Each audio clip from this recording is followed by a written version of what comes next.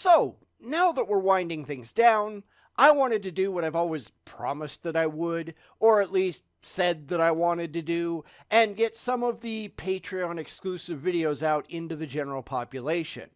It's not like I think they were ever being watched at all over on Patreon.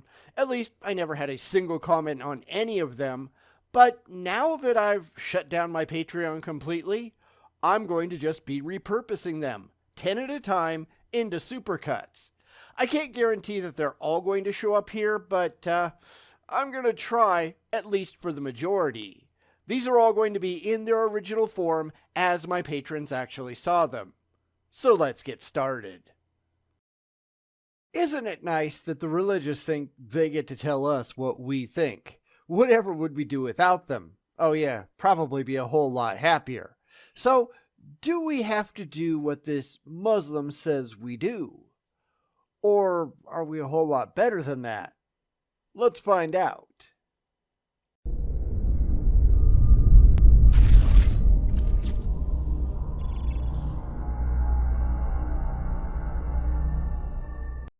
Let's go take a look at a short video by E.F. Dawa, where once again a Muslim proves just how irrational they are because they can't let go of their imaginary friends. This is nothing new, of course, nor is it limited to the Muslims, because all theists make similar claims and can't see where they're all just stupid. But he deserves a chance, right? So let's all just laugh along. A person who doesn't believe in a creator has to at least accept that their sense of morality is completely subjective to the cultural sensibilities. The nurture and the nature is heavily going to influence how that individual thinks. Okay, so what?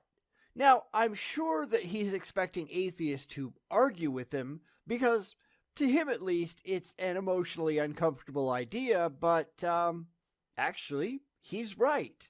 Morality is subjective. It always has been, and it always will be. There is no correct view. We're just animals doing what animals do to the best of our ability. Welcome to the real world.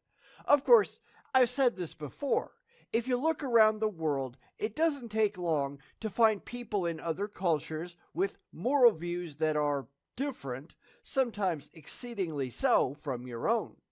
If there were any such thing as objective morality, then everyone's morals should be the same, or at least generally similar. We'd all be going from the same playbook, yet we're not. And this proves that there is no such thing as objective morality. What we think here is different from what others think over there. It's just two groups of people who have come up with two entirely different solutions to what may be very common problems. What we think today, it's different from what they thought back in the day. Same thing. We like to think that we're getting better, but honestly we're not. It's just different. In the future, people are going to look back and say that we were immoral savages. Nobody wants to be the villain in their own story. The winners write the history books and puff up their own side. That's just the way that reality works. Some people just need to figure it out. So if you were born 100 years ago, we might not be having this conversation because you probably would agree with me. Probably not. Now, it depends on where you were 100 years ago. Some places then, some places today, are absurdly tribal. And if you're talking about Muslims, often in the Middle East, that's the case.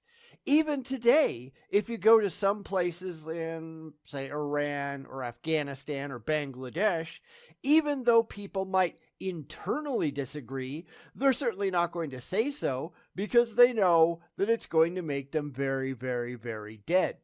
One of the good things that has happened these days, at least in some places, is that there are places that you can disagree with the dominant religious paradigm without getting your head chopped off. It wasn't religion that did that, though. That was secularism. The situation has improved because your religion has lost political and social power over time. And that's a good thing. I'm sure you wouldn't agree, but it's still a good thing. The less Islam there is in the world, the better. So Jacob, 100 years ago, biologically, physically, exactly the same. Yet his opinions are very different from the Jacob of today. Because morality, at least where Jacob lives now, has changed. We can see this happening all over the place. It's bizarre how these people can't see that they're shooting their own arguments in the foot. They are proving that morality isn't objective. If it was, then morals should be the same now as they were 100 years ago, or 1,000 years ago, or 500 years in the future. Objective morals cannot change. They are correct and true forever. This guy really is stupid, isn't he? So what we say is that we don't rely upon social media or the media or actors and actresses to tell us what is moral or immoral, or governments that often themselves are immoral in what they do to teach us about morality. Those are just people doing what people do too. Now, what I figure he's about to do here, and I've got no idea if I'm right, we'll just have to see together. I figure he's just going to stop listening to other people, other authorities who will tell you how to act and what to do because they're influential in some way. And then he'll just say that we have to follow the Quran because, well, yeah, of course we do. I think you can see what I'm getting at. Don't do what these people tell you to do, but do what this book tells you to do because that's what he wants. Why? Because he wants it, of course. Maybe you shouldn't listen to any of this crap. Maybe you need to make your own decisions. Just saying. For us, our moral code comes from what we believe to be an objective source, which is the Creator. Good for you, I guess. I personally think you're nuts. This comes down to we all believe it because we want to. But that doesn't mean anything, does it? If you ask Christians, they're going for the Bible. If you ask Hindus, they're going to push the Vedas. None of them have proven that their books are actually worthwhile. And that's kind of the problem if you think about it. This is just argument by assertion. And it's really, really dumb. Sadly, this is about as silly as it gets, and the religious can't figure out what they're doing wrong. Nobody should care what you believe. Nobody should give a damn what you have faith in. We care what you can demonstrate is actually so in the real world that we all share. It doesn't take long to find these people shooting themselves in the foot because they're not actually listening to the words that are coming from their own lips. They don't understand just how dumb it all is. It is ultimately self-defeating. I'm not really sure what this was supposed to prove, except that we have yet another idiot Muslim on our hands. But I really, really like it. Okay. Who cares? Your emotional attachment to stupidity doesn't make it any less stupid. Maybe you need to stop listening to your ridiculous book and start thinking for yourself. Start justifying your own positions with evidence. It can only help.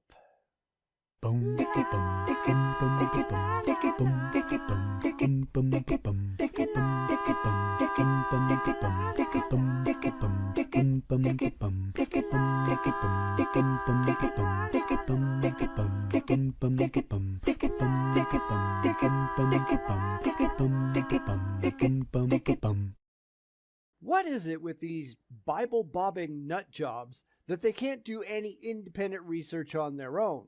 They just believe things blindly because it's just gotta be true. Well, here comes some more of that. Enjoy!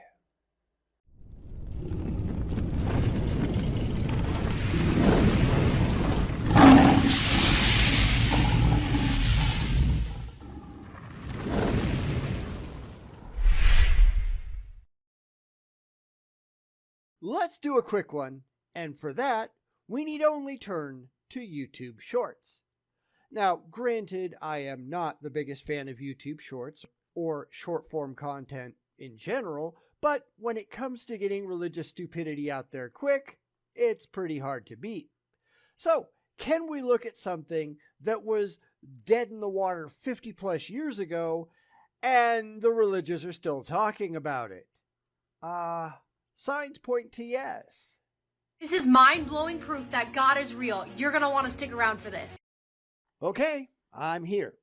Granted, I don't have much faith, and I use that word very, very loosely, that anything that you say or anything that you do is going to be convincing, but hey, we can hope, right? So please, Megan, blow our minds. It would sure be nice if the religious could ever do anything interesting once in a while, but that doesn't really happen, does it? Mostly, they just make us laugh at them. So I guess there is some entertainment in that. Okay, so we all know the story of Noah's Ark and the flood.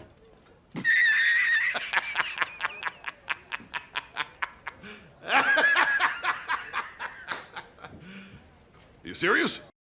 Oh, come on. Yes, I know I'm jumping the gun a little bit here, but that is one of the most ridiculous stories in the Bible, and it's got some pretty stiff competition. There never was a flood. The flood story is a complete myth that is absolutely impossible in the real world. There never was a Noah's Ark.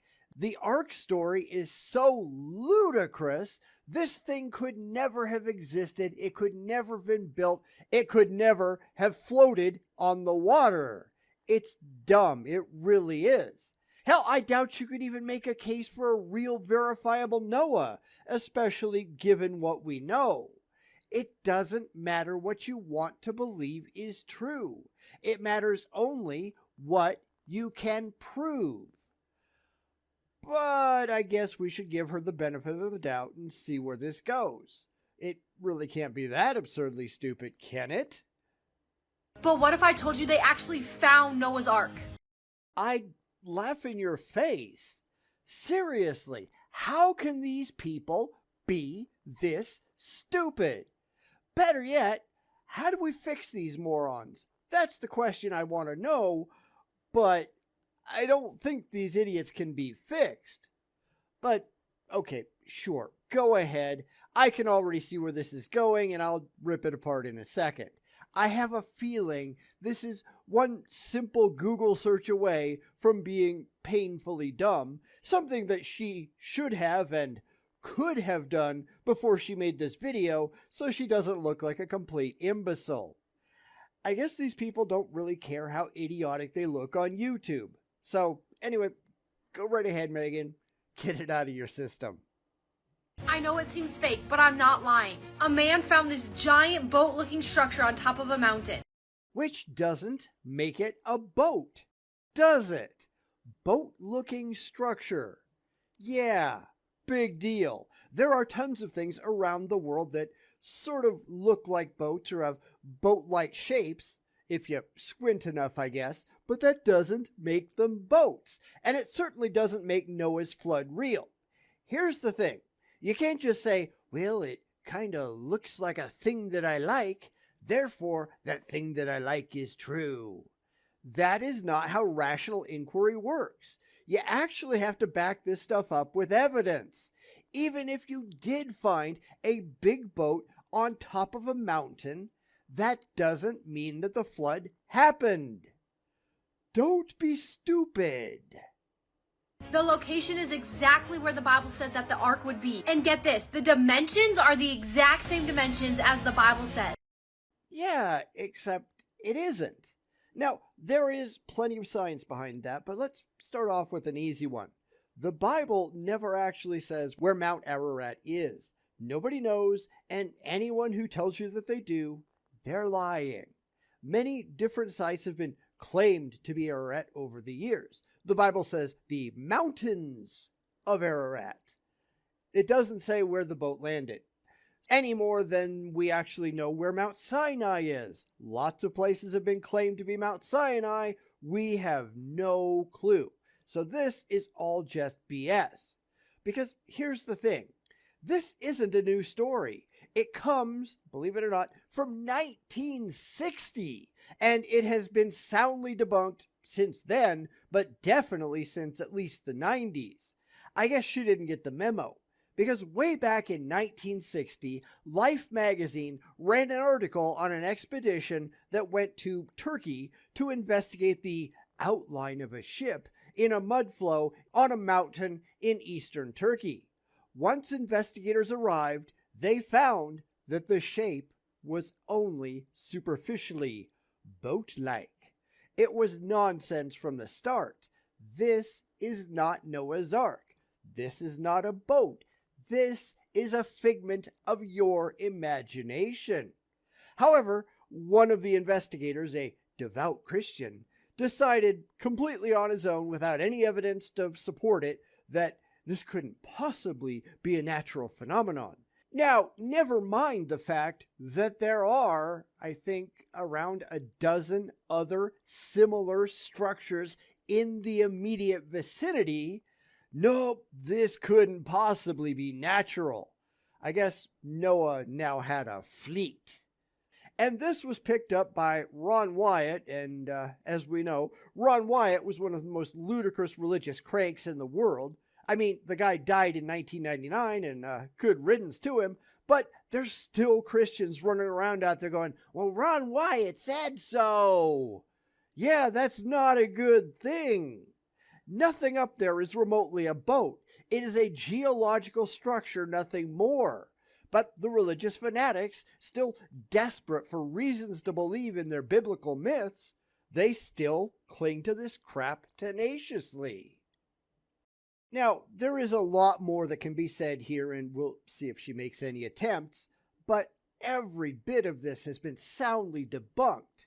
I have a feeling that the only reason she's coming across this now is that the Turkish government has recently opened up the site after all these years, because they declared it a national monument and a park to keep people from capitalizing on the discovery. So therefore there's been some renewed interest. But it doesn't change the fact that this has been a dead story for more than half a century. But anyway, let's get back and see just how gullible she is. And I'm predicting very, very, very, very. And on the edges, it has ribs, just like a boat would have. Nope, sorry. Natural structures. Planar limonite concentrations do show up along the edges of the supposed structure. But they're not wood, they're stone. This is what happens when you are so desperate to believe that you are willing to read things into geological sites that aren't even there. It's been tested. There is no fossilized wood, no sign of elemental carbon, wood, or reed fragments of any kind. It's just a bunch of rocks that can be shown to form naturally. Megan is an idiot. Being ridiculously enthusiastic doesn't make you bright. This means that that story is true and God has to be real. It means nothing at all of the sort. Because here's the thing, and I've had to explain this many, many times, and it's bizarre how they can't get this through their heads, but even if we did find a big boat up there, which of course we didn't, it's just a rock formation, but let's pretend for the sake of argument that we did find a boat, that doesn't prove there was a gigantic flood. That would need evidence of its own, and sadly for them, there just isn't any. And it absolutely would not prove that some magical man in the sky is real. That would also require independent corroboration on its own, which we just don't have. This is just a gallop into incredulity because she really wants to believe. But that doesn't mean anything. She's just a moron. If you need to get right with God today, click the video I pinned in the comments. Yeah, hard pass. This is just proving that you've got something wrong with you upstairs. This is what happens when you're in such a mad rush to get to your emotionally comforting conclusion that you kind of forget how to think along the way. She is not remotely skeptical of any of this. She's just incredulous. That's not much of a surprise, though, and it's certainly not anything to be proud of, but anyone who can't see the absurdity of it all, They got some things wrong with their critical faculties. That's what religion does to people. It turns them into this. Kind of sad, right?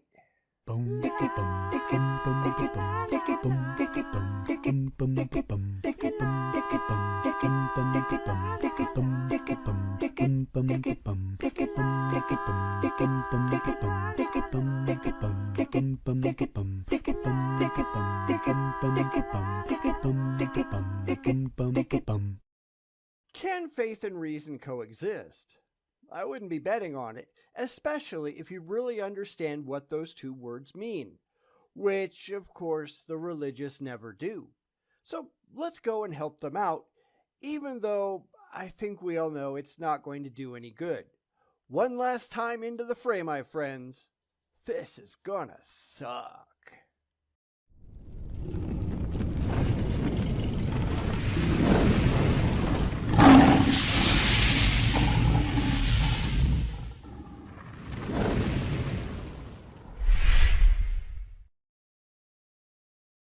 I know that I keep saying I'm going to stop doing these stupid Barack Lurie videos, but I had a whole bunch of them queued up and they're already there, so I might as well just get them out of the way. The way I see it, and I could be wrong, there's this one for Patreon, and I think one more for the regular channel, one more that I haven't done. There's probably a couple in the queue for the next 2 months, but then I'm done. Fuck this guy. At least this is part of an interview, which means it could at least be potentially interesting. It asks if faith and reason can coexist, and I'm dying to see what he has to say. So let's get to it. It's a matter that, going back many centuries, I mean, you have St. Thomas Aquinas, you have the church fathers before him, and they had already wrestled with this idea and come to terms with this idea of faith and reason, that they're not opposed to each other, but they inform each other. I don't really agree. Now, I guess it depends on how you're going to define your terms, and that can get sticky. You get into the whole, Jordan Peterson stupidity. Well, it depends on how you define can. Yeah, I'm going to try to avoid doing that.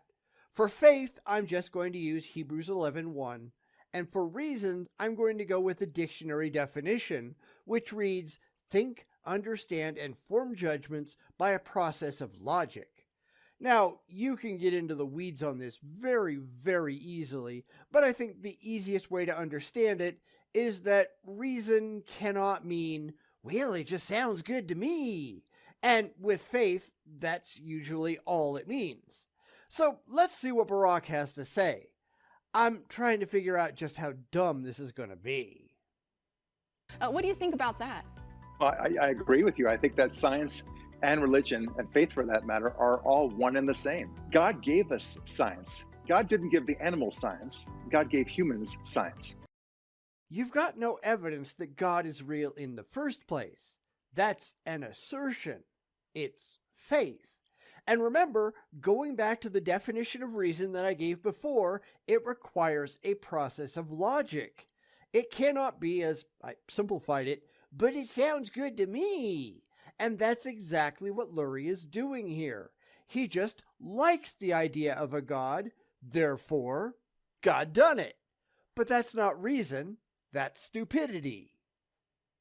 And it's because of our ability to reason and exercise logic, which is truly a gift from God, that we can entertain the notion of science. Citation needed. Now, we're not going to get one, of course, let's not pretend. He's not remotely interested in reason or logic. He just really wants to believe. He's out there preaching to the converted who aren't going to question any of his bald assertions. They also just want to believe, just like he does. This is why I keep pointing it out, all of the abject failures of the religious who don't seem to understand what any of these words actually mean, because they just don't care. It's why defining terms up front is so important. Notice who's not doing that. And look, the more we learn about science, the more clear it is of the wild improbability that things could have happened randomly. Except If you actually look at the science, you recognize that things aren't random in the sense that he's meaning it, because these people just open their mouths and words just come tumbling out. Stupid words. Words that, if you go back and actually look at them, they don't actually mean anything worthwhile. It's not at all difficult to see that they have all of the problems. Everyone can see it but them. I wonder why. The improbabilities are enormous. And when you are actually a man or woman of numbers and statistics and probabilities, you must come to the conclusion that there is a creator. And it's our duty. And the number one mitzvah, and one of the many commandments that we have that are beyond the 10 Commandments, is to know that there's a God. And this is why, as he says, he's not a man of numbers or whatever it was.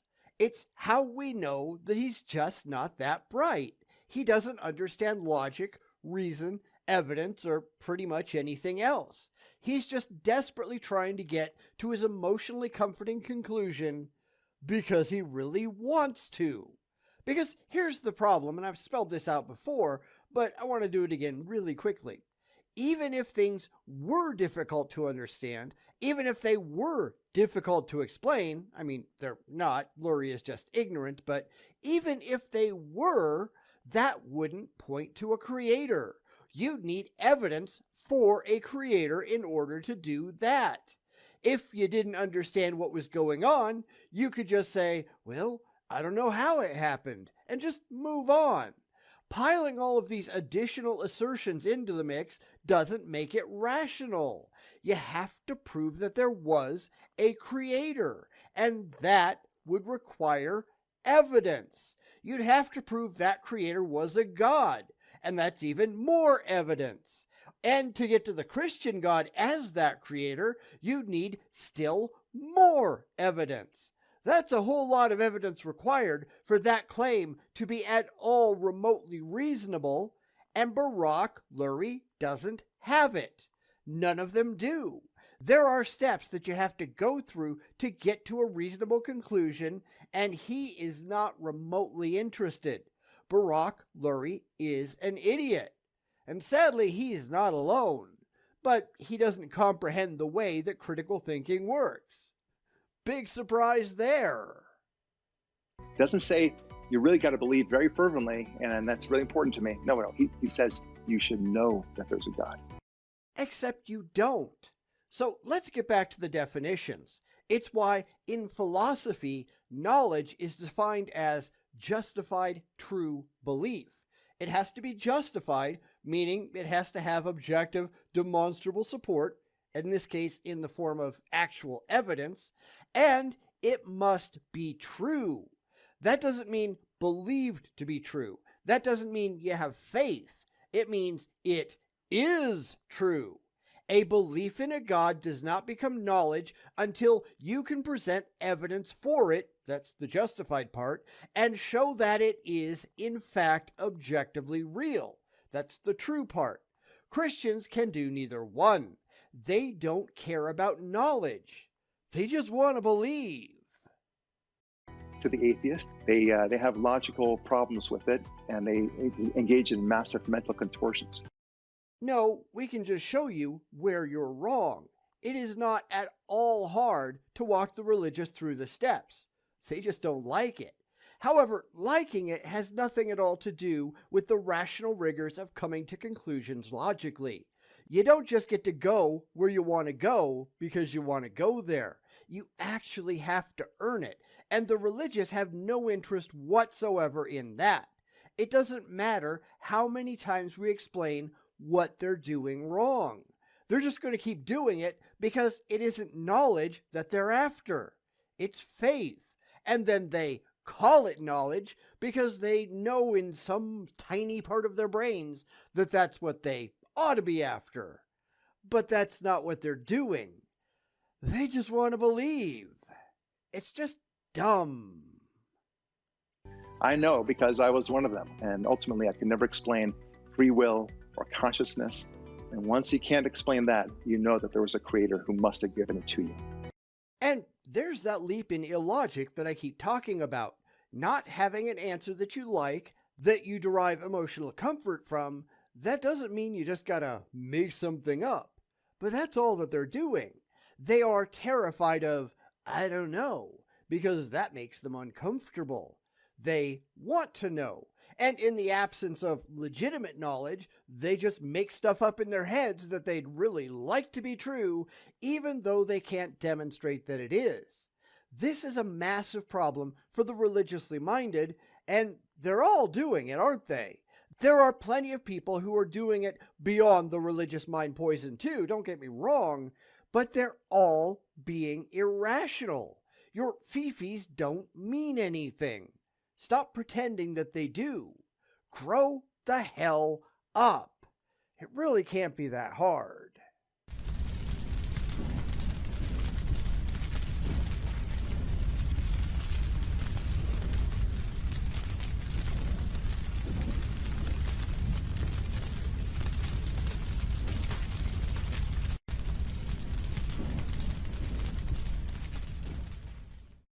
I've made videos about how millennials and the like are doing pretty well these days, with a large percentage of them just rejecting religion out of hand. Unfortunately, it's not all of them, and today we're going to take a look at that, because this is all just pretty sad.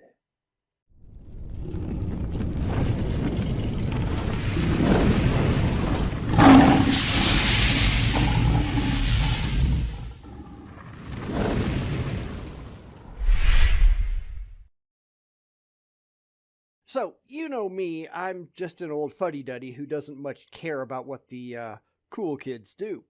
I just care about reality and rationality and coming to the best supported conclusions that you can, and that's not something that we see today with the religious. You're going to understand why I'm saying that in a second. Most young people, they just don't buy into the religious nonsense anyhow. In fact, a recent survey that I saw says that about 50% of Gen Z, they are non-religious, which, as far as I'm concerned, is a really good start. So let's see why the ones that remain, the ones that are still religiously delusional, they've still got a lot of problems. Here we go. Okay, Christian. If God created the universe, then who created God? Now, to be fair, I don't usually do videos from TikTok because I think TikTok as a platform sucks. Sorry, millennials. Short-form videos just don't do anything for me. There just isn't enough time to get to any meat. It's all just pointless BS.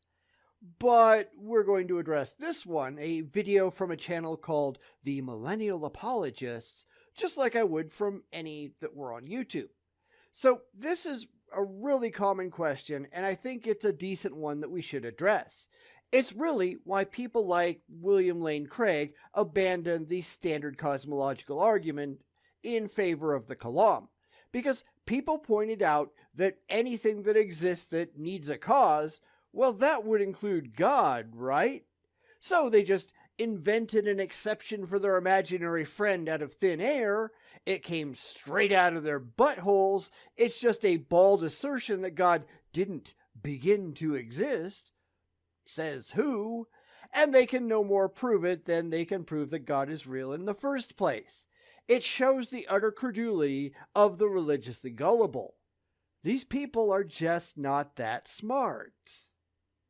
That's a common question, but it doesn't actually make any logical sense. Actually, it does. Because here's the problem. He's viewing the question from his own very biased Christian perspective. If the other, well, him, is supposed to be an atheist, then that's not where the question is coming from. Nor would any atheist worth their salt accept the nonsense that I figure is going to be coming up next. Of course, they aren't making this video for us, as usual, are they? No, they're making videos by Christians, for Christians, expecting their entirely Christian audience to just accept everything that's said uncritically, because it's designed specifically to appeal to their emotional preconceptions. And that's why all of these silly apologetic videos online, they just don't get them anywhere. because they're not actually trying to convert the unbelievers. They're not trying to convince anybody. They're just trying to comfort people who already buy into it for emotional reasons. Yes, we did figure this crap out a very long time ago. Maybe it's time they got a clue. Based on the scientific law of cause and effect, only things that had a beginning need a reasonable explanation for what caused their existence. See? Told you so. Because I assume that next he's going to assert that God had no beginning, therefore he gets out of jail free. But I don't buy that, and neither should you. Your faith doesn't make your claims true. You actually have to be able to back it up. And this is why they rarely ever talk to actual atheists in these videos. It's either a shill or they're just exercising creative editing. Or, sadly, the atheist isn't laughing their ass off at this rank stupidity like they should be. More people ought to do that. Of course, that would just mean more of them lying to people and putting on a show for the terminally stupid, which is all they're really doing now, so that's probably not much of a victory, is it? You need to show these losers as the lying sacks of excrement that they are. But let's let him get on with his claims. Because time is a dimension of our universe, and by definition, God is outside of our universe. Whose definition, though? That's a good question. How do you know that, and more importantly, how do you prove it? Just because you say so, that doesn't make it true. And that's something that the religious need to learn real quick. Your fee-fees don't mean anything. That's why they're not talking to us, because we don't care about their fee-fees. Granted, that's just going to send them into a full-scale retreat because they just can't handle people asking any difficult questions. And maybe that is a good thing. Make them run away. Point and laugh the whole time. Every time they stick their heads out of their childish caves, be there to laugh at them some more. Don't let these people spread their lies unchallenged. Eventually, it's got to have some effect, right? Plus, granted, it's kind of fun. God had no beginning, and therefore does not need any explanation for his existence. Bullshit. Just because you say it, that doesn't make it true. Your faith means nothing. It is why the first two things out of your mouth need to be, how do you know that, and how do you prove it? Faith is not a virtue. Say so. Don't be shy. Of course, they'll just complain because that's kind of what they do. Well, you're just being mean to me. No, I'm being realistic. I am pointing out that your position is stupid. It is intellectually indefensible. Be better. We need to stop letting these immature crybabies get away with their childish temper tantrums. That's how you deal with petulant children. You don't fall for it. You don't let them get their way. You make them come up to your level. You call them out on it. Screw these idiots. Okay, well, why can't I just save a step and say that the universe has always existed? You can. Now, we know, at least that's what the evidence shows, that our particular instantiation of space-time had a beginning. Sort of, kinda maybe. But that says nothing at all about the overall cosmos. We don't know, and whether they like it or not, the religious don't either. They want to pretend that they do, but those are just claims, backed up by absolutely nothing but their childish feelings. Not well-evidenced positions based on fact. Stop playing their games. Expect them to be better. Hold them to a higher standard. It's really not that hard. The problem with that conclusion is that we know the universe had a beginning due to the second law of thermodynamics. Well, we don't. All of the physical laws that we know of, if what we understand of them is true, they all came into existence with the Big Bang. That means that there's no way to know what might have come before, if before even has a meaning in the absence of time. We don't even know that time began for certain. Maybe our local version of time did, but what about time beyond our universal boundaries? Now, yeah, I'm just throwing out ideas, just like he is, but I'm not claiming that any of it is true. I am saying we just don't know, and to pretend that we do is just as foolish as this doofus saying he knows what his imaginary friend is like. We don't have answers at the moment. We need to accept that we don't have answers at the moment. That's the whole purpose of science. We keep looking. Let's stop pretending that we're incredible geniuses, because we're not, and he certainly isn't. And we also know that the universe could not have created itself due to the first law of thermodynamics. Nobody says that, though. That doesn't mean that something out of the wider cosmos couldn't have done it. And it doesn't have to be anything intelligent. It's just nature doing nature stuff, nothing more. Just because you really want there to be a God, that doesn't mean that one exists. You have to do a whole lot better than that. I mean, try, do something besides flapping your lips.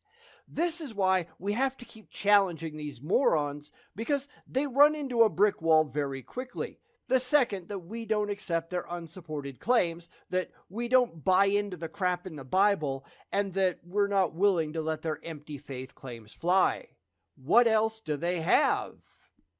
Not a damn thing.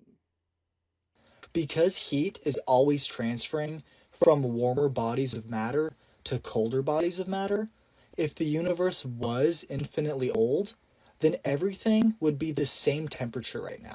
Then how does God work? I know it's just something they made up in their heads, but it is a fair question, right? If God had no beginning, and I want him to explain how that happened, then God should have had no energy to do anything, including create the universe.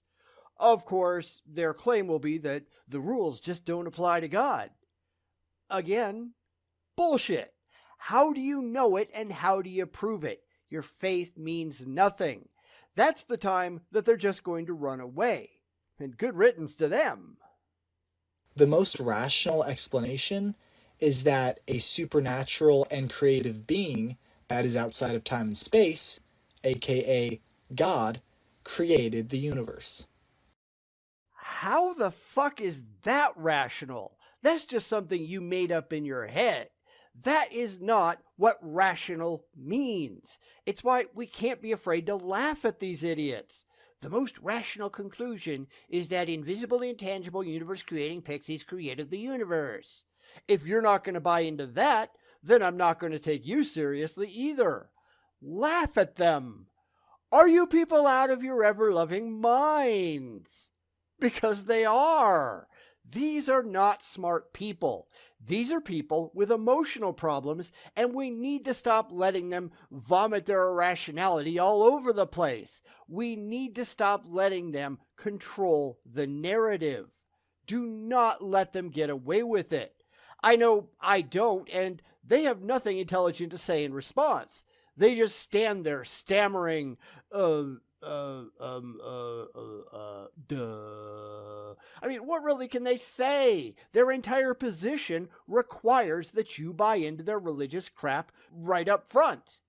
Why would you? It's not us that are being unreasonable. It's them. They wouldn't take, say, a Hindu saying the exact same thing with the exact same words, just putting Brahma in the place of God, would they? Why not? I mean, they're both doing the exact same thing. It's pure hypocrisy, and I am ever so sick and tired of hypocrisy. Enough is enough. Fuck these people.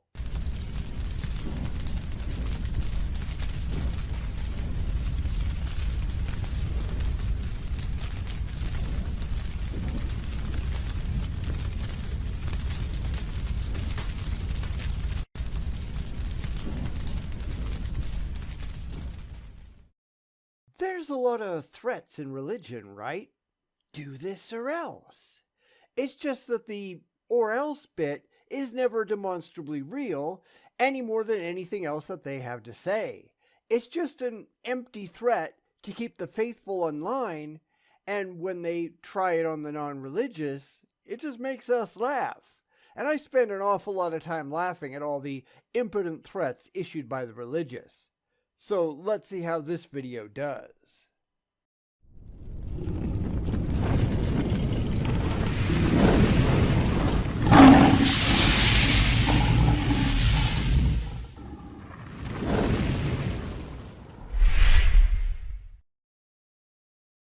The religious are really predictable, and the more time you spend watching their antics, the more obvious they become. This was a video where I didn't even see it coming until there it was.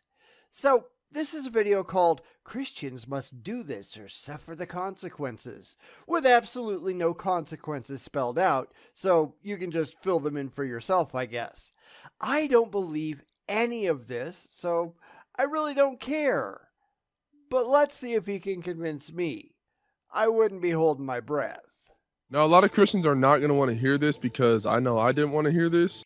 And that's the problem with most religions. Most theists, and to be fair, a lot of non-theists as well, they would rather live in an emotionally comforting fantasy land in their heads than to just deal with the actual facts in the world that we all live. Granted, I don't think this guy is going to come up with any facts because, religion, but a lot of people out there are embracing complete emotional nonsense because it's a lot more comfortable than just dealing with the truth. And I just thought I'd throw that in there before he got to his point. So let's let him get to that, shall we? But a lot of you are missing out on so much of what God has for you because you're not walking in the path of your blessings. You're actually walking in your own way. Well, that's your story. See, I was having a conversation with a theist not too long ago who was doing what I figured this guy is going to do. I brought up the whole 45,000 distinct sects of Christianity, and he said, well, they're doing things their way, not God's way. Well, how the hell do you know that? Because that's what all of this comes down to, right? Bald assertion. This is just what you want to believe is true. You really like the things that you believe. Therefore, you think that the things that you believe are true. Therefore, everyone who believes anything else is wrong. So there. But when it comes down to proving what you believe is actually the case, they have nothing at all of substance to present. They just really like the idea. Yet liking the idea doesn't make it true, does it? Because there's one thing that a lot of Christians in these last days are completely neglecting and not even doing, and it's costing them so much, but they don't even realize it.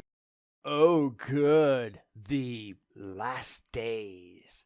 Do you know how long Christians have been saying that? Since about 15 minutes after Jesus was supposedly crucified. Yet here we are, right? And in another century, we're probably still going to be here. If history is any guide, then all of these end-of-the-world prophecies are just nonsense. Although, granted, we do some pretty stupid things, but that would be us, not some magical man in the sky if we ever went away. Or, I don't know, maybe it's another asteroid. I mean, 99942 Apophis is supposed to come around again in 2029, but it's not remotely big enough to do any apocalyptic damage, so I guess that doesn't matter. I don't know. The one that helped to wipe out the dinosaurs was 6 miles long, and this one's only 1,200 feet, but whatever, okay? We get the picture. God won't have anything to do with it, although I'm sure that the religious will figure out a way to claim that God is playing pool with the world or something stupid like that. So, whatever. Let's continue. It says in Hebrews 10:25, not forsaking the assembling of ourselves together, as the manner of some is, but exhorting one another, and so much more as you see the day approaching. I hope he's not saying what I think he's saying, because that would be really, really stupid. Because I found someone not too long ago who made a similar point, maybe with that very same verse about Christians are supposed to go to church, and if they aren't in church, then they're not real Christians, or some such nonsense like that. It was one of the arguments that made a lot of people keep going to church during the pandemic, which just resulted in a lot of dead Christians, so I guess it wasn't really a terrible thing, just very ill-advised. So keep that in mind while we keep at it, because I hope he's smarter than that, but I really wouldn't get your hopes up. You guys, we have to go to church. Damn it, I was right. That's the one thing about paying attention to the religious, because you can usually see this stuff coming from a mile away. It's why these things rarely ever take me by surprise anymore. It has to be really, really bizarre and really unbelievably stupid to do that, and granted, there is plenty of that out there. I don't think the religious have come up with a new argument since the Middle Ages, and that's kind of sad, especially given that all of these things that they say have been soundly debunked. Not that they seem to care, they just keep repeating it all verbatim because, as we all know, they just don't care about the truth. And this just makes them look stupid, as if they needed any real help with that. We have to gather with other believers. But that doesn't actually mean anything, does it? Because the Bible actually says in Matthew 18:20, "For where 2 or 3 are gathered together in my name, I am there among them." And that's not necessarily a church. That can just be a family, a couple of friends, 3 people who get together to pray, whatever. Why do I get the distinct feeling that this guy works in a church or runs a church or something like that? That he has a distinct profit motive for pushing people through the doors. I am not interested enough to go and look because I don't really care, although the link to the video is in the description, and if one of you industrious folk would like to go and take a look and post it in the comments, I think that would be grand. However, after doing this for as long as I have, you tend to get very, very suspicious, and as I said earlier, you tend to be right a lot because the playbook never changes. This also varies depending on specific denominations, because some of them are more church-centric than others, and of course, if you're not doing it their way, you're automatically doing it wrong. That's why I'm happy that I'm an atheist and don't have to put up with any of this absurd nonsense anymore. I get to sleep in on Sunday morning, at least as long as the puppy lets me do it.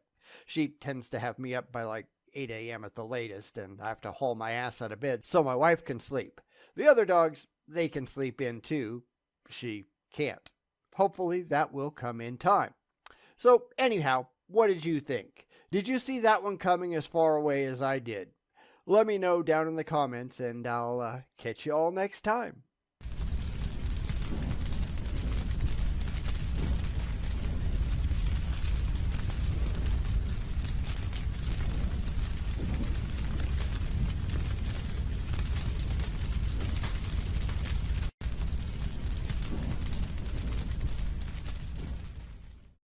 Questions for atheists. Those are fun, right? More like laughable, and I'll take what I can get, but we're going to do some more of that. So we've got 3 more questions for us today, which is set up as a clear gotcha, but hey, I guess I'll take the bait and show just how dishonest and stupid the religious really are. And that's got to be worth something, right?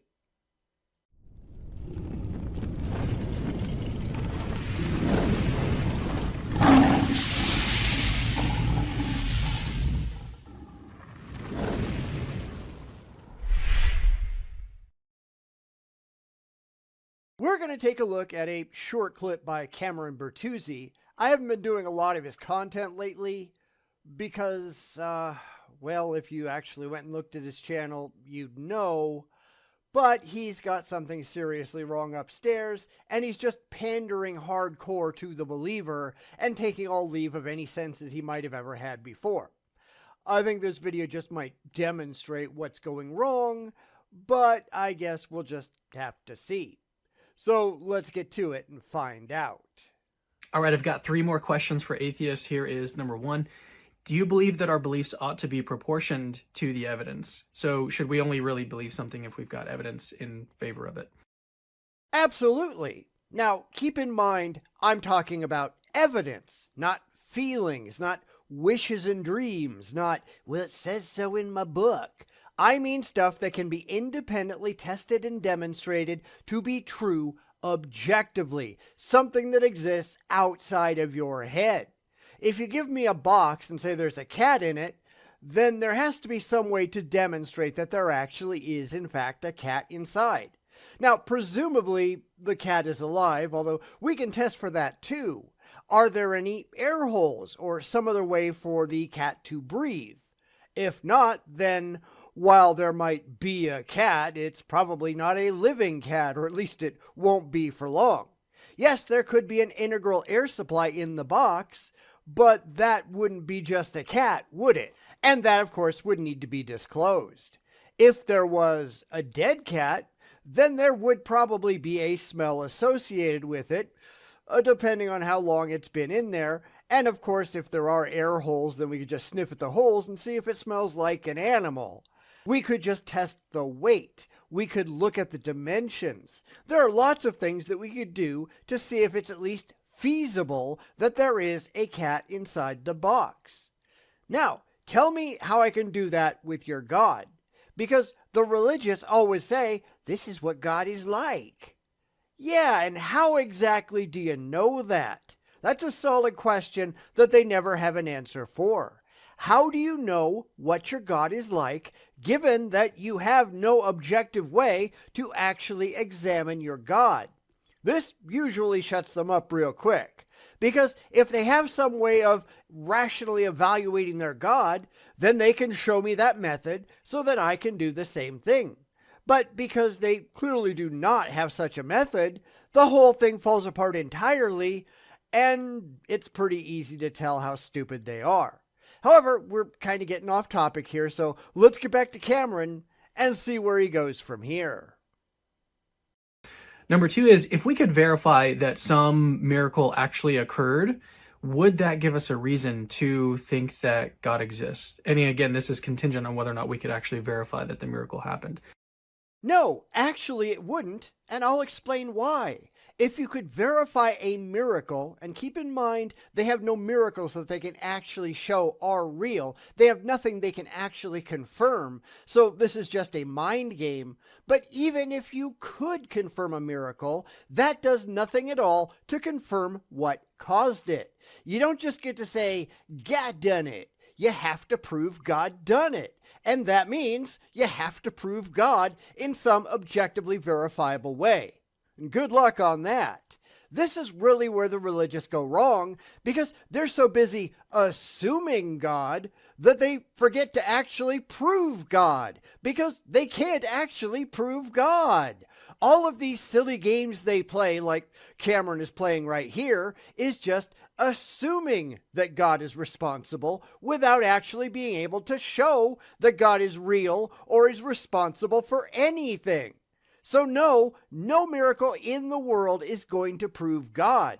You have to prove God first using whatever demonstrable methodology that you can show actually works, and the religious aren't even trying to do that. All they can do is assert it, assume it, believe it. All they can do is make the claim, and we don't care about your claims, we care about your proof. And the only way to prove a God is real is to provide direct and demonstrable evidence that it is, in fact, real. Once you've established a God on its own, then you can try to demonstrate the direct causal link to whatever event it is you're trying to claim is a miracle. You have to prove that your God is actually real. You have to prove that your God actually done it, because nothing less will do. All right, number 3, and this is my final question. If you're an atheist that cares about truth and thinks that we should proportion our beliefs to the evidence, But then you also think that we've got this unique way to verify whether or not God exists through studying miracles. How many of the millions of miracle reports throughout history have you actually deeply investigated? Some, but certainly not all. Absolutely none of them actually stand up to any kind of rational scrutiny. Keep in mind, Cameron is expecting us to say yes to his second question, and I said no. He presumes our answers because his thing doesn't work unless he does, and I'm not going along with his game because he is, as usual, simply wrong. Studying miracles doesn't prove any gods exist. I can say that invisible, intangible, miracle-creating pixies did it, and that is in no way justified as a proof that the miracle actually occurred. And it certainly doesn't prove that the pixies did it. You also have to understand that not one single miracle claim in history has ever stood up to any rational scrutiny. None of them have ever been shown to be miracles at all.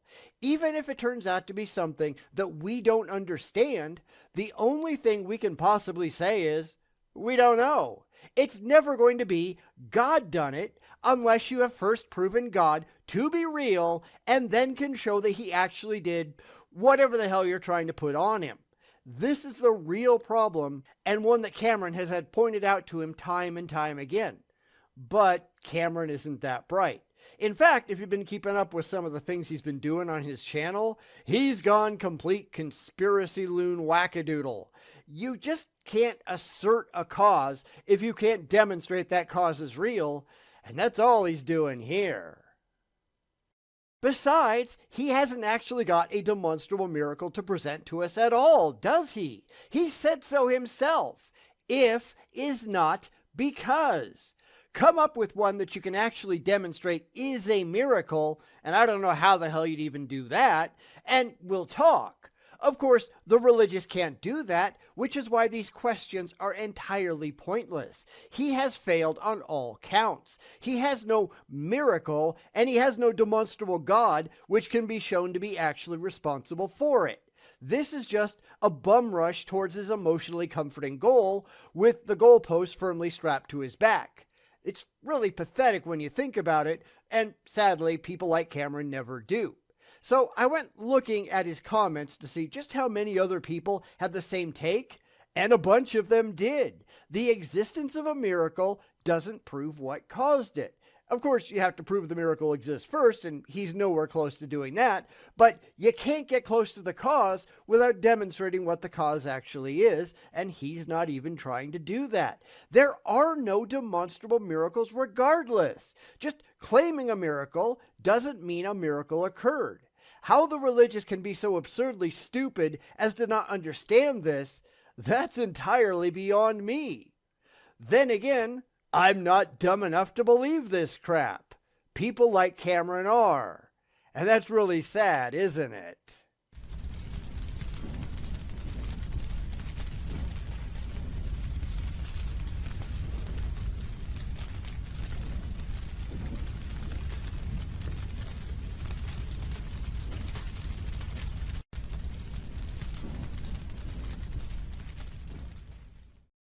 Why do the religious pretend that they have any good arguments for any real gods?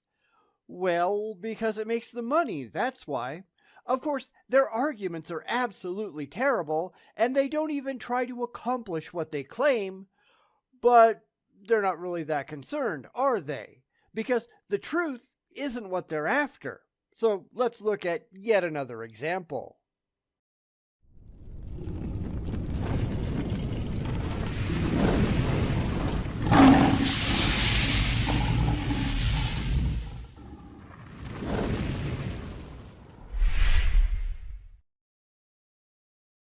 These videos, they become really obvious how dumb they are the second that you recognize what's actually going on. We're going to watch a short by Sean McDowell, 5 supposed arguments that prove God, but none of them get him anywhere close. Not that he cares, not that any of them care, because this isn't about a search for the legitimate truth. The religious don't care about that. They just really want to believe. And I'm sorry, but that's just downright stupid. 5 quick arguments for the existence of God.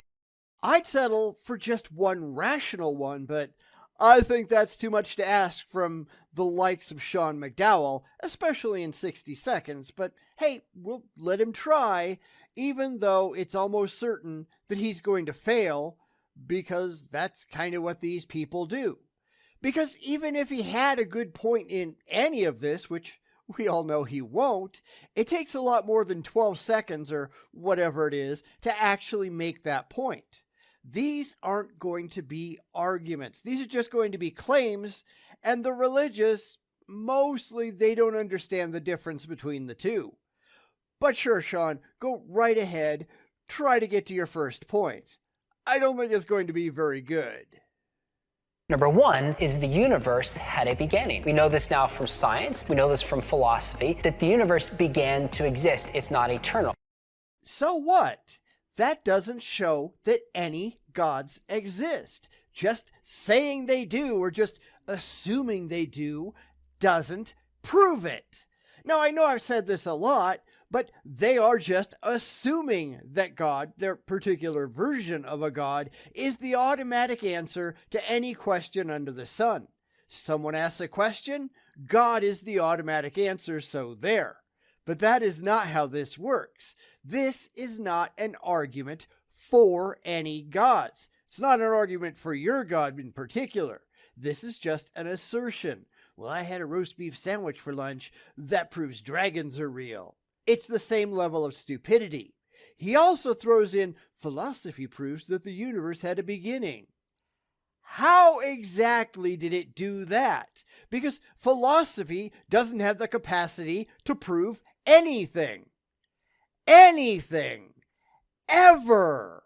Even in those areas where philosophy is a viable tool for evaluating ideas, it never, ever, ever proves anything. An argument is not proof, and the beginning of the universe is a question for science, not philosophy. So you're just laughably wrong, Sean. Not that that's exactly a huge surprise. Second, what we call the fine-tuning of the universe. There are certain universal laws of physics and cosmology that exist on a razor's edge, and they all have one strange thing in common. If these laws of, say, like gravity were the slightest bit different, our universe could not exist. Could not exist as it currently does. It could exist as something else, though. See, here's where the religious really start to betray their biases.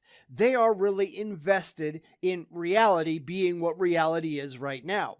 They really, really, really like what the universe is today. That's their standard. They're often not going to admit that, but they have a vested interest in what exists exactly as it exists right now. They've got a love affair with the existence of humanity, for instance. But so what? So their argument is just any changes would make us impossible. That makes everything impossible because we really, really, really like humanity. So what? Who cares? The universe exists in the way that it does because that is how it was shaped by the physical laws of the universe. So had those laws been different, then the universe would have been different too. Perhaps in ways we can't even imagine. Just because we wouldn't be here doesn't mean anything, because whether they like it or not, we are not special. We have never been special, and we will never be special. Grow the hell up. Also, this still doesn't prove any gods. He's not even addressing gods. He's just saying, here's this thing, and in the back of his head he's going, therefore God, which doesn't prove anything, you frickin' idiot. This is just his assumption, and you know what they say about assuming things, right? Except it's only making an ass out of him. Third, DNA. Do you know how much information is inside the DNA in your body? I saw one study that said the amount of information in one cell in your body is equivalent of about 500,000 movies. So what? How does that demonstrate the actual existence of any real gods? This is just a prime example of, I don't get it, therefore God.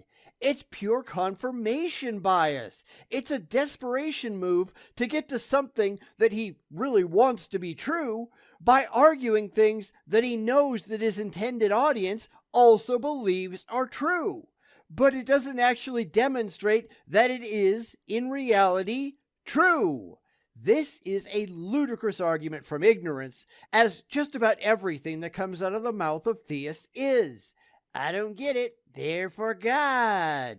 God is not the automatic answer that you just get to staple onto everything that you cannot or do not want to understand. That is not how intelligence works.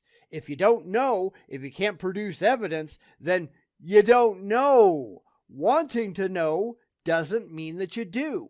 And this is one of the many reasons why I don't do debates, because even though it isn't quite this quick fire, you are still limited in the amount of time that you have to debunk this ridiculous nonsense. It is easier and faster to just spew bullshit than it is to put it to bed.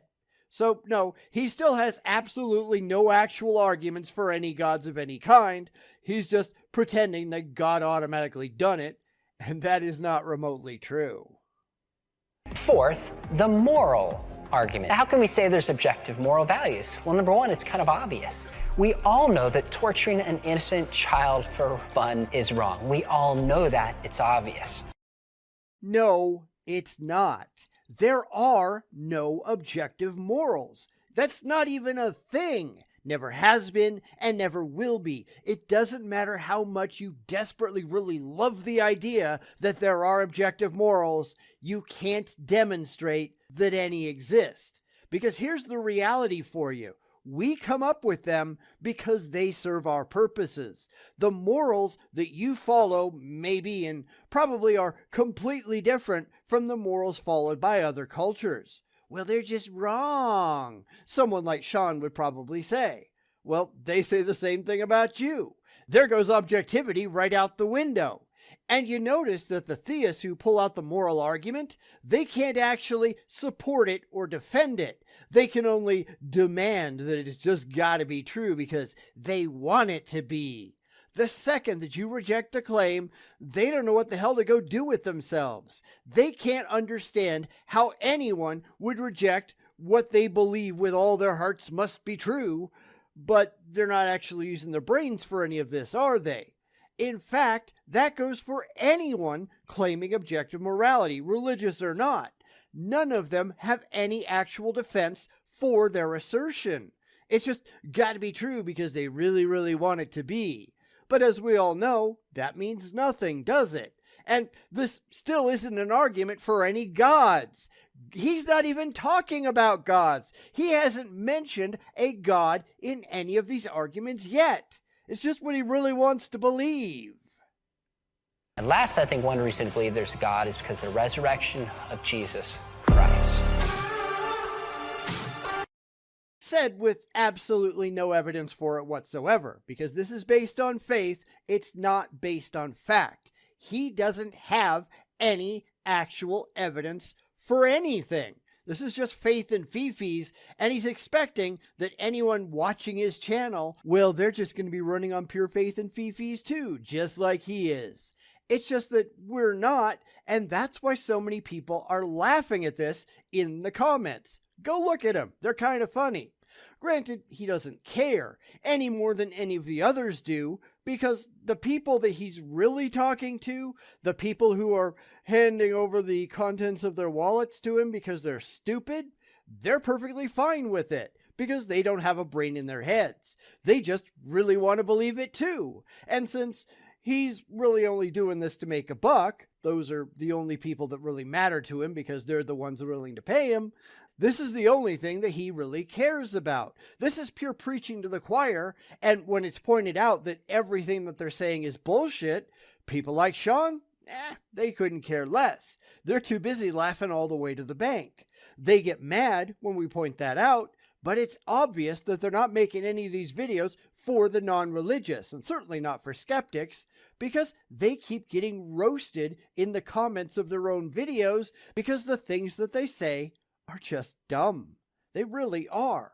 They just so happen to be made for people who are also really dumb, who don't care about the truth any more than Sean McDowell does. He just really likes the idea, it appeals to him on an emotional level, and the fact that it pads his bank account, that's just a fortunate bonus, isn't it?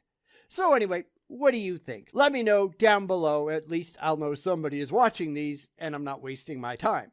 I try really hard to do things for my patrons, and most of the time it feels like I'm just talking to myself, which I very well could be.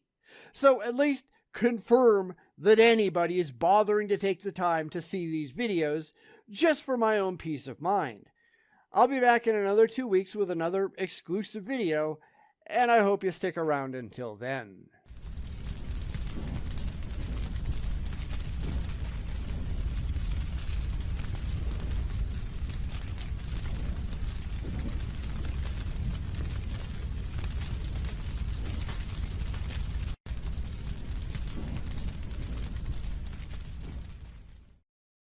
I'm open to the evidence for religion. How about you? Because this is insanely common among the religious, claiming that we're not, but we are, at least by and large. I have never, not once, ever seen an atheist who wasn't. It's all just empty claims made by people with a vested interest in believing otherwise. So let's see why this never works out for them, coming up next.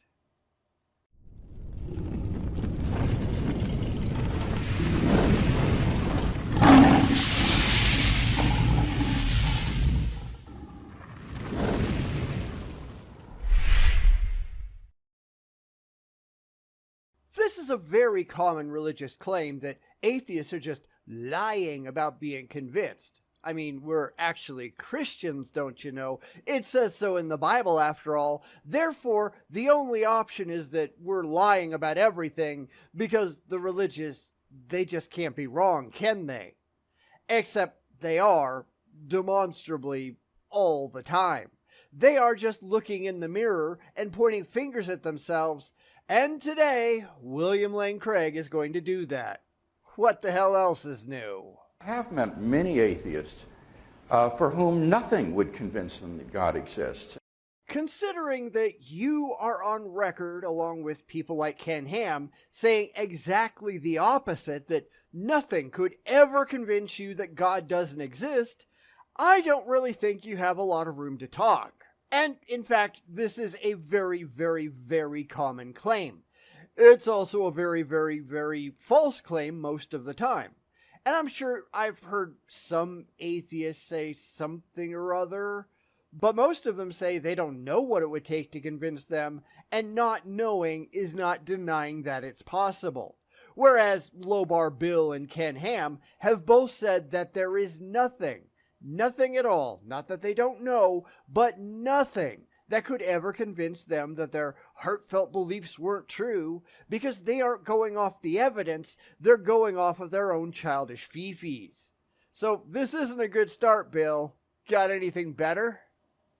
And therefore, the fact that they don't find the evidence compelling, in a sense, becomes trivial, because no amount of evidence would convince them that God exists. But that's not what they say, is it? This is what you are interpreting. And interpretation is a big thing on the religious side. It's, here's what I want to be true, but that doesn't matter. Only what is actually true means anything, and they can't show that's going on with their beliefs. Just pay attention to their claims. I find this really obvious in things like near-death experiences, but you can go for pretty much any religious claim whatsoever. It's always an appeal to ignorance. I don't get it, therefore God. Well, you haven't proven God, have you? You just like the idea. God is the answer that you just staple onto everything because it's easy and you don't have to look for evidence or make a convincing case. No wonder we're not convinced, because we're not in a mad race to, God done it. You actually have to prove that God is real without starting there as a foregone conclusion. And that's all you're doing. Well, something weird happened to me. therefore God, is not going to convince anyone because you haven't proven that God was responsible. You're not even trying to demonstrate that God is real. You are just assuming it because you like the idea. You are just asserting it because you've got faith. And that is not enough. I do think that Dr. Williamson is correct also in saying that this does involve irrational matters as well. It involves a certain openness to God. There is such a thing as being too open-minded. So much so that your brains just fall right out of your head. And I think that's happened for a lot of Christians. And other theists as well, let's be fair. We shouldn't be open to any bald bullshit that comes along, and Craig isn't either. If someone suggested that it wasn't his imaginary friend that was responsible, but, say, invisible, intangible, universe-creating pixies, he'd refuse to believe it. Why? Because it's unsupported, just like his God is. But he likes his God. It's all just emotion. He wants it to be true. He wants it to be his God, so it's just gotta be true. But that doesn't make it true. Rational people and the religious are looking for two entirely different things. People like Craig are looking for emotional comfort. They just want to feel good about the stuff they believe. We, on the other hand, we are looking for the facts, no matter how it makes us feel. We will believe what is best supported by the evidence that we actually have at hand. And all of that is always provisional. Sadly, Craig has nothing at all but his own fee-fees, because Craig is a complete idiot. I think it was Thomas Huxley who said, "I don't want God to exist." I don't give a shit about Huxley. And this kind of surprises a lot of theists because they do this all the time, but they will say, well, so-and-so said X. Who cares? I don't care about so-and-so. I care about the truth. I have said this many, many times before, but if the world was ending tomorrow, if there was a massive asteroid that was going to take us out, and there was nothing at all that we could do to stop it, I want to know because I care about the truth. Whether it makes me happy or not, and it wouldn't, that is entirely irrelevant. I just want to know. If I had inoperable cancer, I'd want to know that too. If my wife was going to get in a fatal car accident on the way home from work today, I'd want to know that. Although, in that case, I would probably do everything in my power to stop it, but my feelings on the matter are entirely irrelevant. Reality is what it is, and it's the only thing that actually matters. You and your fee-fees can go fuck yourselves. I don't want to live in a universe like that. I want my human autonomy. Don't care. I want to live in the real world that we actually have, understanding reality as best as I can with the evidence that I currently have at hand. Understanding that tomorrow, hey, some things could change. If there is a God, I want to know that. If there is no God, I want to know that too. I just want to know, and the current absence of any evidence in support of any God, that means I'm not convinced that any gods are real. Hence, I don't believe it. My feelings mean absolutely nothing. I want the truth, the whole truth, and nothing but, and the religious want anything but. This is where they have the problems. It's a them problem. It's not an us problem. They just really want to believe. Whereas I just really want to know as much as I can know that is defensible by the truth, that is defensible by the evidence, when they don't give a crap about that. The religious have presented absolutely nothing that I can study and come to any rational conclusions over. That's why I'm not convinced. It's not a conspiracy to reject their claims. It's a complete failure in their support. They refuse to acknowledge that because they just really want to believe. I just really want to know what I can know, understanding what I can understand, and they don't give a shit about that. We are not doing the same thing. We're just not. And for a person like that, they can simply refuse to be convinced. So there are volitional factors that enter into the picture here as well as rational ones. Except you're wrong. You cannot control what convinces you. Your beliefs are not beholden to the will. Now, you could lie about it, and I'm sure Craig would go there if he had to, but in your head you are either convinced or you are not convinced, and your wishes and dreams don't matter. Way back when I was a Christian, I was convinced that all the things that I believed were true. Then I started looking into it and found that, well, it wasn't. I could have continued to go to church, I could have continued to profess belief, but in my head, all of my convictions evaporated because I was no longer convinced. I could lie about it, but in reality, which is all that really matters, I was not convinced any longer. This is about being intellectually honest with yourself and with others. And sadly, we know from tons of atheists who come out of Christianity and other religions that they tend to lie to themselves for a long time before they finally admit that they don't actually believe anymore. And I did a little bit of that, I'm sure, before I finally broke free. It wasn't an overnight thing. I struggled trying to remain a Christian for a very long time because it was all I knew. But there was just nothing there to hold on to once I realized how empty it all was.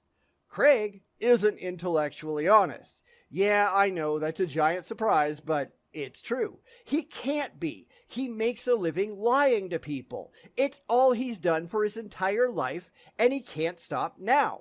So he just makes excuses and professes belief because he's emotionally attached to the idea. But that is not enough. It just makes him look stupid. I've really had enough of stupid people. I really have. How about you?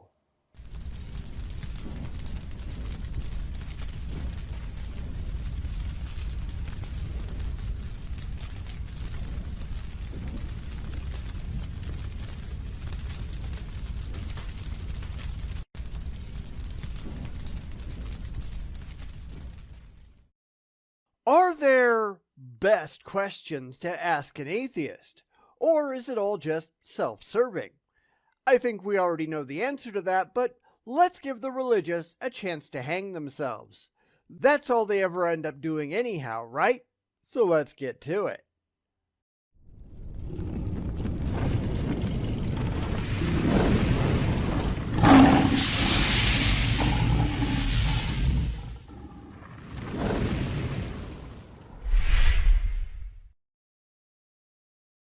We're going to do a quickie from Sean McDowell that's going to show just what a con man he is, but for the sake of fun, we'll just play along, at least for the moment. He isn't remotely honest. He's only in this for the money, and he's only making videos for a paycheck, and it shows. Not that we should be at all surprised by that or anything, because this is religion we're talking about. It's a centuries-long scam that cares about nothing but its own success and survival. But hey, I hear Sean calling, so let's listen in. Best questions to ask an atheist? What do you mean by atheism? That's easy. I see no reason whatsoever to rationally assent to the idea that there are any gods, period. You say a god exists. I ask you for your evidence. And when you can't provide anything convincing, I say, I don't believe you. That's it. That's atheism in a nutshell. I find it very hard to understand why the religious can't get that through their heads. Oh, right, because they don't care if the things that they believe are actually true, whereas I do. It's the most important thing in the world to me. I don't give a crap about your comfort. I care only if the things that I allow into my head that I rationally accept as true actually are. Maybe you ought to give that one a shot. When did you become an atheist? After I put religion to the test and found it to be completely intellectually lacking. Of course, we can and should ask similar questions to the religious just to see what kind of nonsense they're going to come up with. When did you become a Christian? Well, of course, when their parents forced it into their heads before they had the rational capacity to think critically. Most theists never chose to be theists. They were simply subsumed into the faith. They never made an intelligent choice. They were just brainwashed. They went where their feelings told them to go, no evidence required. They just really want to believe. And that's quite different from a lot of atheists. Not all, granted, but a lot, who started out religious and then got better. They asked themselves intelligent questions about the things in their head, and then they went looking for actual evidence. And when they found that there wasn't any, they rejected religion for cause. Faith and fifis had absolutely nothing to do with it in most cases. Can you become an atheist for bad reasons? Absolutely. Can you become a theist for good reasons? No. I can't see how that could possibly be done. Did you ever believe in God? Yup. Then I got better. I put my beliefs to the test, as everyone should, and found them to be completely intellectually lacking. Maybe you should give that a shot. Oh, right. You're just a con man trying to make a buck off the backs of stupid theists who don't know any better and don't care. That's why people like Sean never ask any of the difficult questions. Plus, his religion tells him not to doubt because he might fry for all eternity in an imaginary lake of fire if he does. Religion is demonstrably anti-intellectual. It is anti-fact. It is anti-evidence. Religion is for idiots. Please don't be an idiot. Moving on. What's your experience with Christians? Extensive. Now, I have nothing against the people in general. It's the beliefs that I take issue with. It's the faith that harms society that I have a problem with. You get conflicts like the one going on perpetually in Palestine and Israel that exists only because of religion. It's a gigantic theological dick-waving contest. My God gave me this land. No, my God did. Yeah, fuck you both. You're all delusional. Grow up, deal with the reality, and stop fighting over a piece of worthless dirt, especially for really bad reasons. This is just an emotional temper tantrum. Be better than that, because it's pretty hard to be worse. What, if anything, might cause you to reconsider your beliefs? Evidence! We keep telling them this, but they don't seem to understand. They don't know what evidence is. I actually care if the things that I think are true actually are. I don't care how they make me feel. I care if they comport with objective reality in a way that is defensible and demonstrable. The religious, they don't care about that. Remember, we can turn these questions back on them, and we probably should. What would make Sean reconsider his beliefs? I have a feeling it would be the standard Ken Ham response. Nothing. Nothing would ever make him reconsider because this isn't a rational thing in the first place. This is emotional. I am not being emotional. I care about the truth, the whole truth, and nothing but the truth. If the truth makes me miserable, so be it. I don't care at all. When we ask you to provide evidence, you just look at us funny or you tell us comforting stories that are not, in fact, evidence. Evidence is demonstrable. Evidence is defensible. Evidence is objective. Anyone ought to be able to see the evidence and evaluate it for themselves. No faith required. You got any of that? Of course not, because that's not what he's really after. He just wants to think that everybody else is just like he is. We're just not. Those are the kinds of questions I like to begin with.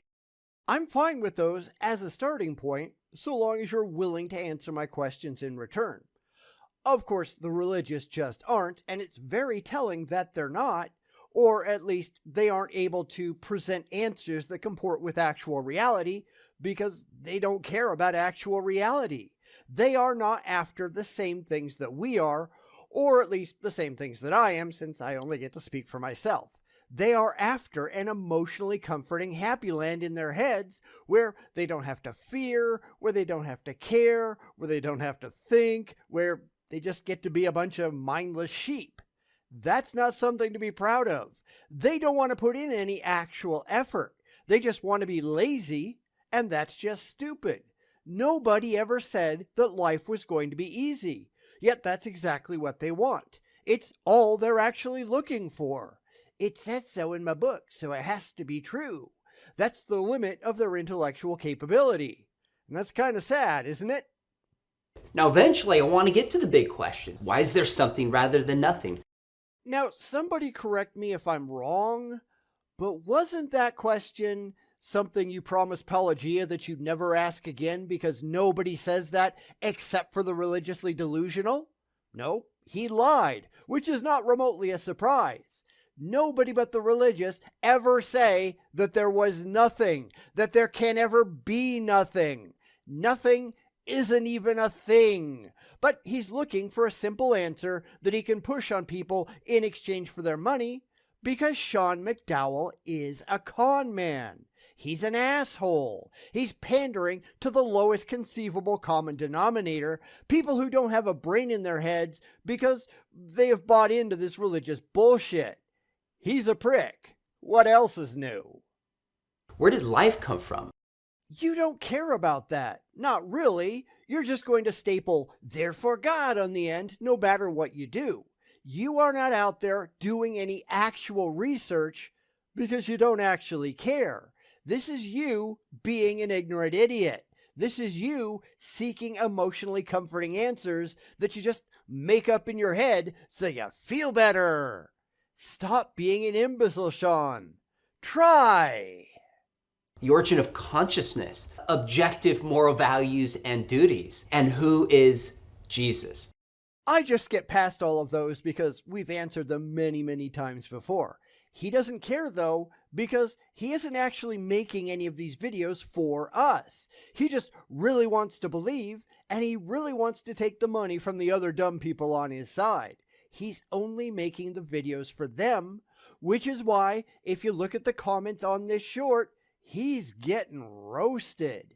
Not that he cares or anything, because we are not his target demographic. We're just the imaginary boogeymen that he's built up in his head that he uses to scare his flock so they up their contributions. Because Sean is a scam artist. But to me, those questions are often downstream from first getting to know the person and hearing their story. You don't care about their story. You care if you can convert them into a money-making machine. Asking those first couple of questions only tells you if it's worth expending any effort to go further. For me, I'm sure he'd just walk away because I'd make it very, very clear up front that I know his tactics and I know just how dishonest he is. He has nothing of any demonstrable substance to present to someone like me. Now, I have no idea when this short was published because, stupidly, YouTube doesn't actually tell you. But this is the kind of thing that he's been saying forever and has been called out on it forever as well. Not that he cares because, as I said, he's lied to people to their face because he just doesn't care. And I think that's pretty standard for most apologists because they aren't in this for the truth, are they? They're in it for the profits. Show me any apologist whose YouTube channel isn't monetized. Mine isn't. They can't say the same thing.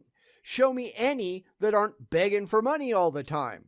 I'm not. I hardly even mention my Patreon. Seriously, look at how many people subscribe. Not a lot. Certainly I'm not making any kind of a profit off of it. I'm thankful to the few who contribute, but come on, my time is worth a whole lot more than what I'm getting paid in this, and I don't care. Sean can't say the same.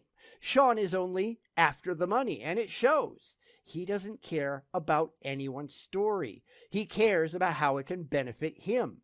Sean is an asshole. Please tell me you don't see that too.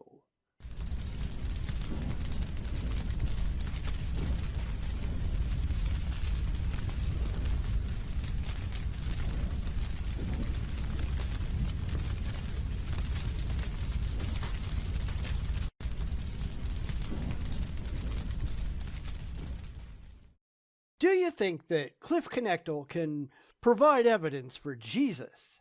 Yeah, I don't think so either, but we can at least give him a chance to make a fool of himself, and then we can point out all the places that he's going wrong, which If past experience is anything to go by, that's pretty much every place. But that's not exactly a surprise, is it? So let's go find out.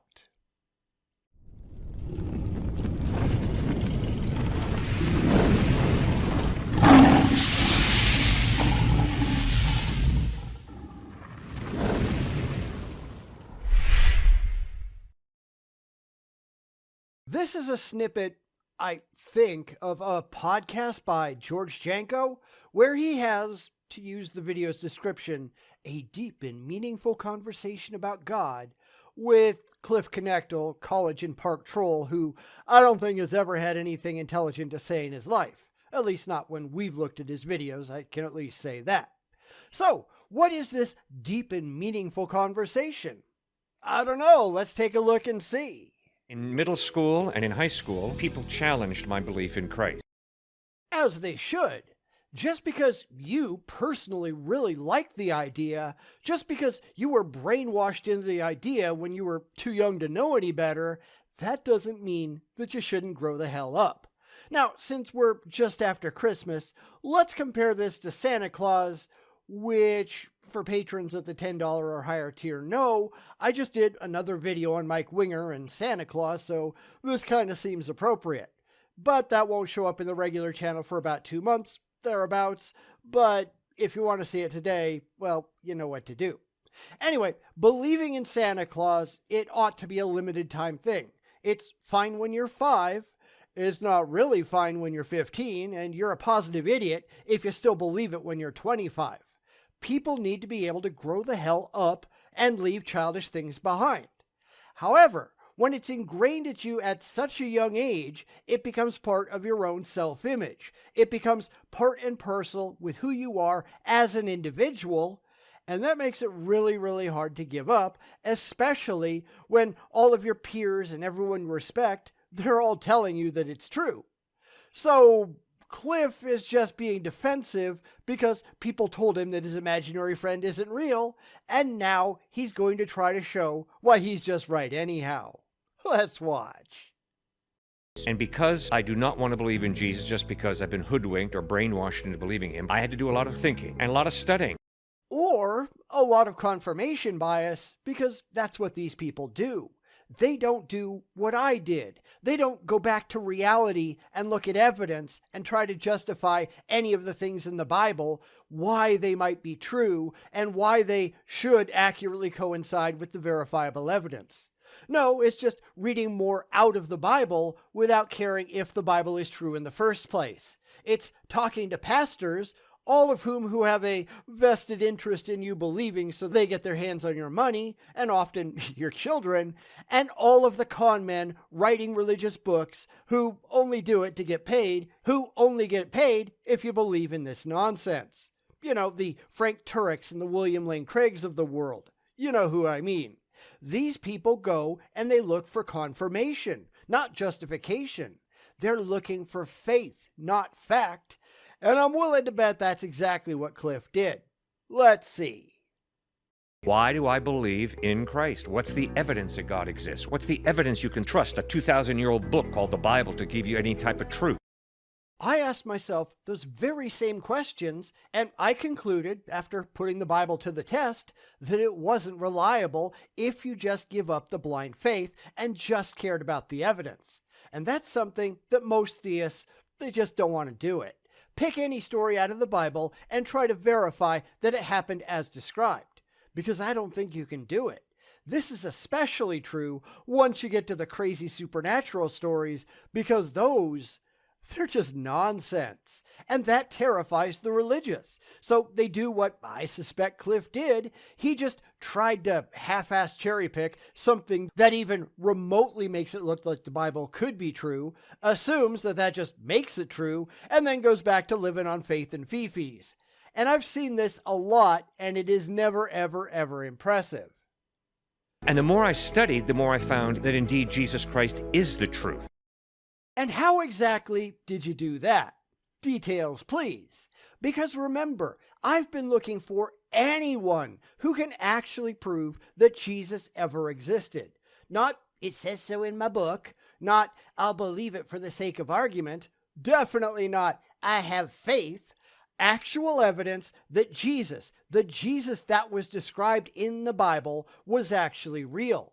Be very specific. Where is that evidence? At best, you're going to get, well, my book says a thing, perhaps with the acknowledgement that it's very hard to show that anyone in antiquity was real, but that is entirely irrelevant. If you can't show it, don't believe it. And that goes for anyone. I have no faith at all that Plato existed. I have no vested interest in thinking that he did. Somebody wrote the Republic and the Symposium, but there's no proof that it was actually a guy named Plato. And it doesn't matter if it was Plato or not. The works stand on their own merits, no matter who wrote them. If it turns out that Plato was just something that Aristotle or some other Greek writer made up, that wouldn't bother me one bit. I don't care. But you can't say that for Jesus, can you? Christianity stands or falls on the actual existence of Jesus, the actual supernatural existence of Jesus. So you better have a lot of evidence for Jesus, a lot more evidence than we have for Plato, especially the supernatural bits. And it's really too bad that they don't.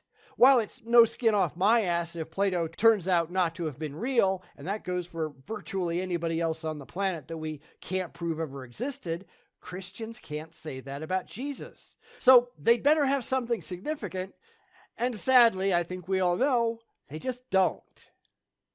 No, I can't prove Christ, but I can't prove anything in life. To prove means to show that it cannot be another way. Then I guess it's a pretty good thing that nobody asks you to prove Jesus. We just want to see your evidence that points directly and demonstrably to a real person who once walked the planet. You know, actual demonstrable eyewitnesses, of which you have none, evidence left behind of anything that he supposedly did, of which you have none, numerous independent, non-contradictory accounts by those demonstrable eyewitnesses that you don't have, verifying the stories about Jesus, of which you have none. I mean, these are the kind of things that you would need to convince a skeptic, and sadly for them, they don't have any of that. They just have stories in a book of mythology, and that is not enough. Faith means absolutely nothing. You need to come to the table with a lot more than that. Give it a shot. I can't prove to you that I'm not just a bad dream you guys are having right now. You can't prove it, but you can provide evidence. That's why evidence matters. This is why when I'm talking to those sad, pathetic solipsists, which honestly I try not to do, but when they tell me that I don't exist, I volunteer to go wherever they are, at their expense of course, since if solipsism is real, then money doesn't matter, and I would be more than happy to whack them over the head with a baseball bat until they admit that I am in fact real, or they pass out from blunt force trauma. I have provided evidence. It's not perfect evidence, of course, because you could spin that any way you want, but funny, not one single solipsist has ever taken me up on my proposition. Wonder why? But the overwhelming evidence is no, I'm sitting here and you're sitting there. So I can't prove that God exists, but the overwhelming evidence of order and design pointing to a designer, of this innate drive for meaning in life, of love. Love demands there be more to reality than simple matter and energy, simply biochemical reactions. No, those are your interpretations. They are derived from the things that you want to be true. They are not derived simply from the evidence at hand. And that's the problem, and I see this all the time. Not only from the religious, but from a lot of people who are just looking for comfort, so they will interpret things in a way that they can feel better about it, instead of just dealing with the actual evidence and the actual conclusions that arise directly from them. And this is what got William Lane Craig into trouble with his lowering the bar nonsense. He is emotionally invested in the idea, so he's going to create an entirely separate double standard for Christianity so that he can keep his fifis intact, and he knows that a lot of people on his side, they're all doing pretty much the same thing. It wasn't until the rest of us pointed out just how hypocritical it all was and how stupid that he had to kind of try to walk that back. But Cliff here, he's trying to do the same thing. He wants it to be true, so he can't examine the evidence fairly or dispassionately. It's just gotta lead to his imaginary friend, even though, just through the evidence alone, it doesn't. There's got to be some type of spiritual being who creates us with this innate ability to love. Because I really want there to be. This is the problem. These people are overly emotional idiots. They just want it to be true. But a rational evaluation of reality, it doesn't care what you want. It cares what's actually real. And this is why I tell people that if they're allowing their emotions to interfere with their beliefs, then they are doing intelligence entirely wrong. There just has to be doesn't mean anything. It means that you're a credulous idiot. It means that you're not looking for truth. You're looking for comfort. And that is utterly stupid. But then again, look who we're talking about, right? So when you begin to think and observe your experience of life, indeed, you begin to understand God is real. Jesus Christ is the truth. And how does that work out when other religions come to entirely different conclusions with the exact same kind of experiences? Ask a Muslim, ask a Hindu, ask a Scientologist. They're not out there looking for Jesus. They have their own gods to worry about, or their own beliefs in the case of Scientology, and they are every bit as irrational as you are. Not that people like Cliff care. That's the problem, right? None of these people care. They are incapable of taking a giant step backwards from their beliefs and acknowledging that, no, the things in their heads, they're just not rationally justifiable. They are not based on verifiable objective evidence. They are based on wishful thinking. They have a gigantic mental block because they're only looking for comfort, not credibility. They don't care what the world is actually like, only what makes them feel good to believe. And that, my friends, is absolutely stupid. It is why these people are so stupid, and we have to call them out on it. Just because you would never accept an ostensible adult talking about Santa Claus being real, at least I hope not, you should never accept these lunatics saying that God is real. At least not unless they have some demonstrable evidence to back it all up, and they never do. Never, ever, ever. They just have faith in fifis, and that has never, ever, ever been enough. Not for anybody with a brain, and I think it's safe to say these people just don't qualify. Or at least they aren't exercising them when it comes to their faith. So point and laugh, because that's really all they're worth. Sad, huh?